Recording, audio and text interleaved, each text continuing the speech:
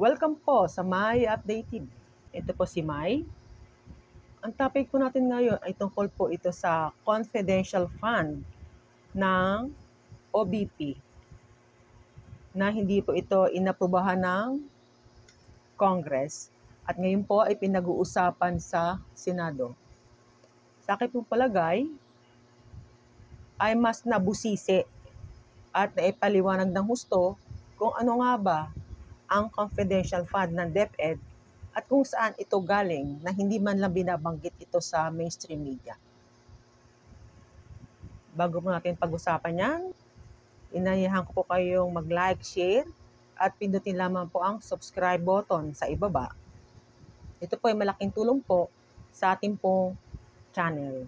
Maraming pong salamat at shoutout po sa mga bagong pong nag-subscribe at sa ating pong mga subscribers. Bago tayo mag-umpisa, shoutout po kay Wafonis Forever. Ang sabi po niya, pa-shoutout po sa Team Bangis. Kaya shoutout po sa Team Bangis sa FB. Shoutout din po kay Clarissa Segarino,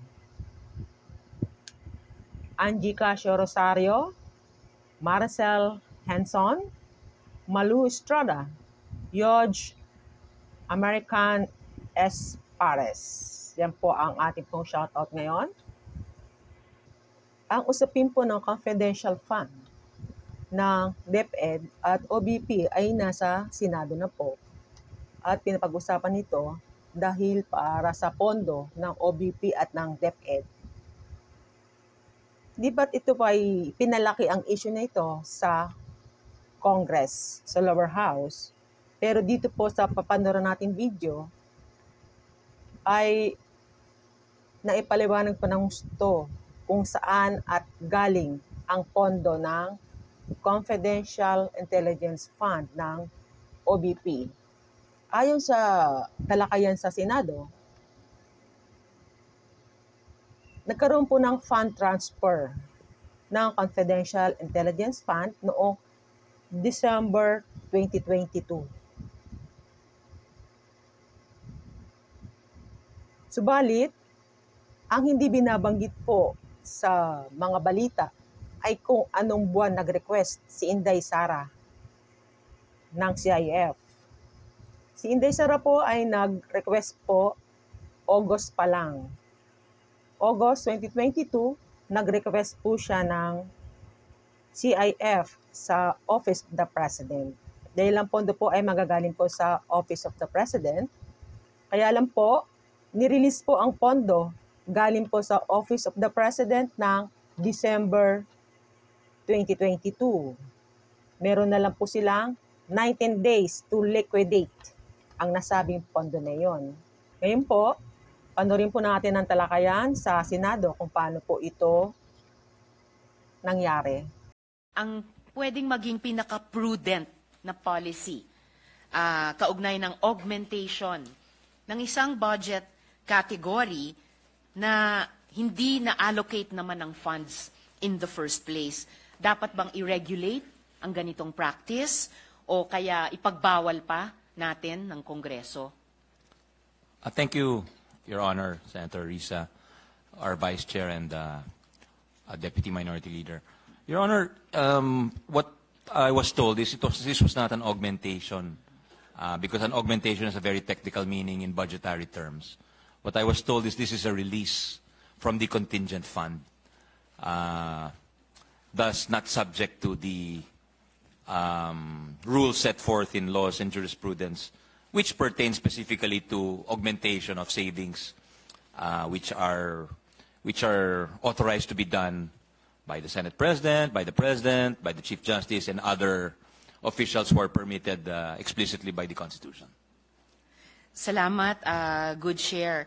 Conceding for the moment na at least sa ngayon, hindi subject or hindi pa subject sa rules at procedures ng augmentation at pinagdedebatihan pa nga, di ba, kung augmentation nga ba yung nangyari or ibang proseso. Still, kung hindi pa yung rules at procedures ng augmentation, such a move of big money from the most important office of government to the second most important office of government, syempre, kailangan siyang ngayon sana o eventually, sooner than later, mag-govern ng mga rules at saka procedure. So, kapag nabuo na or mabubuo na yung rules at procedures na iyon, ano, Mr. President, ang tingin ng Good Share na dapat maging prudent policy tungkol sa ganyang klaseng augmentation man yan o release man yan, basta paglipat ng malaking pondo mula sa importanteng opisina papunta sa importanteng opisina. Hindi ba dapat ma-regulate yung ganitong practice? Or even, given kung gaano kalabo yung kasalukuyang rules at procedures at given kung paano naging kontrobersyal itong mismong paglipat ng mismong perang ito, hindi kaya dapat ipagbawal ng Kongreso? Sa akin, ma'am, medyo specific na ho yung nasa batas ho natin ngayon, kasama na po yung mga desisyon ng Korte Suprema, specifically yung Araulio decision. Dahil doon, nakalagay doon na kung ano yung mga patakaran sa paglilipat ho ng pondo. And again, I'm referring to the transfer, or not transfer rather, but the augmentation of budgetary items, meaning specifically savings. At doon, pag yan ang pinag-uusapan, yung kategoryang yan, meron ho talagang mga very specific rules dun sa, bukod sa konstitusyon or sa ligang batas, meron din ho nakalagay ho sa mga desisyon. So yung bawal po yung cross-border transfers, kailangan existing po yung budgetary item bago ma-augment siya ng ibang pondo galing sa savings. Ito pong nangyari dito sa OVP, ito po ay release mula sa contingent fund ho, which for 2022 was 13 billion pesos and it's still the same amount to this day. At ito pong contingent fund ay sumasagot sa mga pangangailangan po ng gobyerno at lahat po, iba po ang patakaran dito. Hindi po itong dahil hindi nga ito augmentation ng savings, iba po ang patakaran pagdating ho sa pag-release or paglabas ng pera mula sa contingent fund, Your Honor. Salamat, Mr. President. Good sponsor. Kaya nga, interesante at tingin ko rin po importante yung sinimula nating pag-usapan kahapon na simula dun sa kasalukuyang special provision tungkol sa contingent fund na nagpapayag at nagbabawal din sa mga specific kinds of releases. Nagbabawal halimbawa sa paggamit ng contingent fund para sa motor vehicles. Kaya po binuksan ko na rin kahapon, Mr. President, good sponsor, yung posibleng at the proper time pag-amyenda na ipagbawal din mula sa contingent fund ang pag-augment or ang pag-release o paglipat patungo sa CIF ng ibang opisina. At kaya lalo din, Mr. President, good sponsor, yung diskusyon nga natin ay magiging very timely at the appropriate time. Siguro, Mr. President, good sponsor, yung susunod na punto ko, pwede po bang mag-provide ang Good Share ng mga kahit general details kung paano yung 125 million na iyon ay ginastos, no? Considering yung said amount ay inexpend sa loob ng 11 araw. Malay natin, may election dito, best practices ng OVP na yung ibang mga ahensya, gamit ito pwedeng pagandahin yung kanilang absorptive capacity considering na yung underspending, gaya ng sinimula nating pag-usapan kahapon, major problem pa rin, no? Tulad sa ating diskusyon sa interpellation kahapon. At ito po yung akibat po nung pag-implement nung yung safe implementation of the programs, activities, and projects of the Office of the Vice President to alleviate poverty and promote the general welfare. At nakita natin nung sa komite, Your Honor, napakarami pong program ang OVP from libreng sakay, yung pagbubukas po ng maraming satellite office, yung pagbibigay po ng tulong sa libing, sa paggamot, sa napakarami po. There's so many services that were provided by the OVP, Your Honor. So ibig sabihin, Mr. President, good sponsor, yung 125 million ginastos sa 11 araw o on average mga 11.3 million a day ay ginamit lahat yan para lang ligtas na maimplementa ang mga libreng sakay o paghahanda para magbukas ng satellite offices o magpalibing, magpagamot na itong lahat, yung pagsisiguro ng kaligtasan nito, iyan ay umabot sa on average 11.3 million pesos a day, Mr. President? Yung 11 days, yun po yung period of disbursement ng pera ho. But if you include the period for obligation, it was actually 19 days. And if we look at the services performed or the use of the funds, goes beyond actually the 11 or whether there's 11 days or 19 days. 19 days pertaining to the period from when the SARA was issued, which allows the agency to obligate the funds to the day it's finally paid for, where the services or any contracts are paid for, and thus the cash is considered disbursed. Does not mean that all the services or all the information, for instance, will be given on those days. Meaning, the information could have been given subsequent to the contracting and disbursing of the money, Your Honor. So, tapos yung confidential fund is used to ensure the safe entry for implementation of the programs and, of course, of the Vice President and her staff to various points of the archipelago. For instance, Your Honor, sa Surigao, sa BARM, in other provinces, meron ho talagang mga insurgency dyan. So kailangan siguraduhin na maganda yung pagpasok ng mga programa at saka ng party ni VP, and to guarantee that the program implementation is also always data-driven. So thus, the OVP was able to enter several geographically isolated and disadvantaged areas. For instance, in San Remigio, where they distributed pagbabago bags, school supplies, and dental kits to grade 1 and grade 4 school children in 33 barangays. And the CF is also used for purposes of continuous monitoring and validation of claims, especially for those made in or lodged in the satellite offices. So sa Bulacan po, for instance, the Office of the Vice President validated complaints that there were persons selling OVP assistance and forms. So meron hong mga ganong instances na talagang kinakailangan ho. Sige po, Mr. President, good sponsor. Kahit sabihin natin, for the sake of argument, so ginastos yung 125 million sa 19 days, still, 6.5 million pesos a day iyon. So kahit itanong po natin yung ibang pinagkagastosan nila,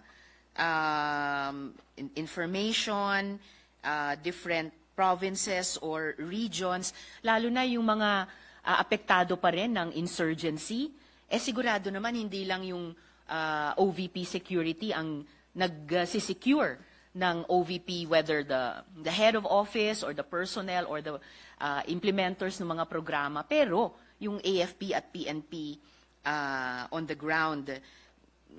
Well and good, data-driven, dapat yung mga programa. GIDA areas, ito po ay termino din ng Department of Health. So, malamang sa hindi or posible nakikipag-ugnayan ng OVP dun sa mga programa, activities at proyektong iyon sa DOH. Hindi kaya yung mga bags, school supplies at dental kits ay tumatawid na sa budget naman ng DepEd na concurrently hinihead ng Vice President. So, claims, various provinces, validation of complaints. Again, still, even with this listing, palagay ko lamang po, Mr. President, good sponsor, reasonable pa rin itanong kung bakit posibleng umabot sa 11.3 million pesos a day ang gastos. And in any case po, just for the sake of thinking aloud, hindi po ba pwedeng i-convert yung mga worthwhile programs sa mga ito into line items sa budget?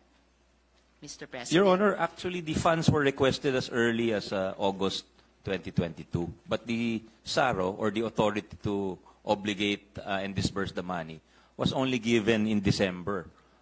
So talagang, kumbaga, obligado rin silang gastusin yung pera, Your Honor. Kasi kung hindi, di ba, we have a modified cash-based budgeting. Pag you use it or you lose it. So, pag hindi mo ginastos yung pera, maaaring mawala sa ahensya mo yon, di ba? Yes, thank you, Mr. President. Good sponsor. Kung ano man, kung yung SARO na release sa Disyembre, still, kaya yung interest at yung curiosity ng publiko, bakit at paano nakagastos ng ganyang kalaki sa napakaikling panahon lamang. And good sponsor, were any of the programs that the good sponsor mentioned funded with confidential funds? Sorry, could you say that? Or any Were of the any programs? of the programs that you mentioned, good sponsor, funded with confidential funds? No, Your Honor. They strictly adhere to the joint budget circular issued by the DBM and the COA, which lists the permissible expenses for CIF, Your Honor, from confidential and intelligence funds, namely yung purchase of information, yung rental of safe houses, and of course they were conscious of the or items which are not allowed to be spent under the said circular, Your Honor. So kung hindi po, paano sila pinondohan kung hindi dun sa CIF? Mr. President. Well, they have regular budgets also, Your Honor, which they can access for they have budgets for MOE, for capital outlay. Those are all at their disposal. Napakaliwanag po ng sabi na ang confidential fund ng ating pong OBP ay obligadong gastusin. Sapagkat dumating ito ay 19 days na lang, 19 days allowance for disbursement. So, 11 days na gastos nila yun. At binanggit naman niya na marami talagang pinagagamitan ng OBP.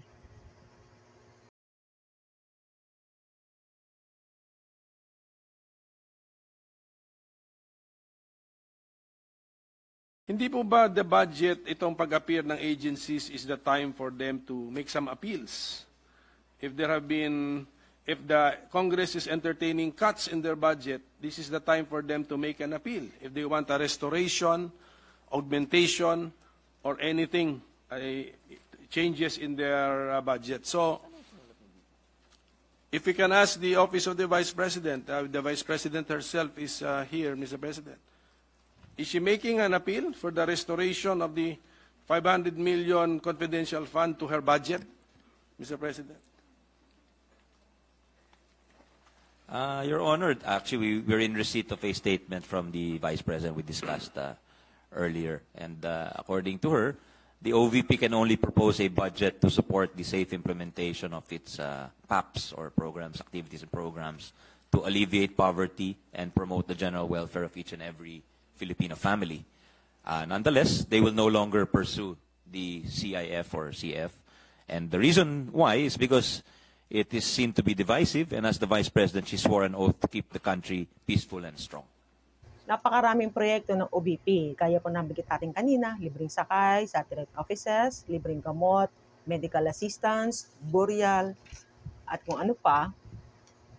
At ang request po ng OBP ay nagsimula pa lang sila ng August 2022, subalit na-release ang pondo ng December na, 19 days na lang, mag-2023 na. Kaya maliwanag ko ang sabi na obligado silang gastusin ng pera. At isa pa po, pag tayo po ay nag-request po ng pondo sa isang ahensya ng gobyerno, yan po ay may nakalaan na po kung saan po yung gagamitin. Ang mga pondo na yan, hindi ka naman pwede manghi na wala kang request kung saan mo ito gagamitin. Ito po ay release galing sa contingency fund ng Office of the President at hindi daw po bawal ang paglilipat ng pondo galing sa Office of the President papunta sa OBP. Galing sa National News, may headline siya ng Makabayan Solons admit they have no proof. BP Duterte misused 125 million confidential fund. Ito ay dated September 15, 2023. Maayos na natalakay sa Senado kumpara sa naging talakayan sa Kongreso na parang ipit na ipit masyado si VP Sara doon sa lower house. Samantalang dito sa Kongreso ay nagpapasalamat tayo sa suporta ng mga senador at naipaliwanag ng gusto ang Confidential Intelligence Fund. At sa bandang huli ay hindi na po ito inaasam ng ating Vice President. Kung ano man po yung opinion sa ating pong pinanood ngayon, kayo po ba'y naliwanagan sa confidential fund ng ating pong Office of the Vice President? Ay malaya po kayong isulat ito sa comment section sa ibaba. At kung nagustuhan niyo po ang ating pong topic ngayon, mangyari lamang pong i-like, share at pindutin ang subscribe button po sa ibaba. Hanggang dito lamang po tayo. Ingat po kayo lagi at sa susunod nating pagkikita. Bye-bye.